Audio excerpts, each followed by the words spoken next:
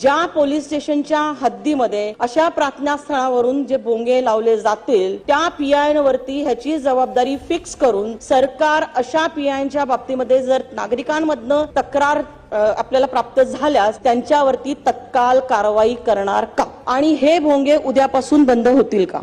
ताईंनी जी मागणी केलेली आहे त्या मागणीनुसार याचं तंतोतंत पालन होतं आहे की नाही याची जबाबदारी संबंधित पीआयची असेल। पीआयने प्रत्येक प्रार्थना स्थळात जाऊन हे चेक केलं पाहिजे की भोंग्याची परवानगी घेतली आहे की नाही आणि सगळ्यांना आपण मीटर दिलेला आहे, ज्या मीटरवर डेसिबल मोजता येतं ते प्रत्येक पोलीस स्टेशनला अवेलेबल आहे। त्यामुळे अशा प्रकारे ते डेसिबल मोजून त्याच्यावर जर डेसिबल पेक्षा जास्त अशा प्रकारे आवाज येत असेल तर पहिल्या टप्प्यात एमपीसीबीला सांगणे, त्यांच्याकडनं कारवाई करणे आणि दुसऱ्या टप्प्यामध्ये त्यांच्या परवानग्यांना रिन्यू न करणे अशा प्रकारची कारवाई या संदर्भात केली जाईल आणि अतिशय कडकपणे याचं मॉनिटरिंग जे आहे ते केलं जाईल। एक अजून गोष्ट याच्यामध्ये आहे की आता एक प्रकारे या कायद्यामध्ये पोलीस हे टूथलेस आहे, कारण ही सगळी कारवाई केंद्रीय कायद्यानुसार एमपीसीबीला करायची आहे। त्यामुळे त्याचे जे नियम आहेत त्या नियमांमध्येही काही बदल करणं अपेक्षित आहे। ते बदल झाले तर अधिक प्रभावीपणे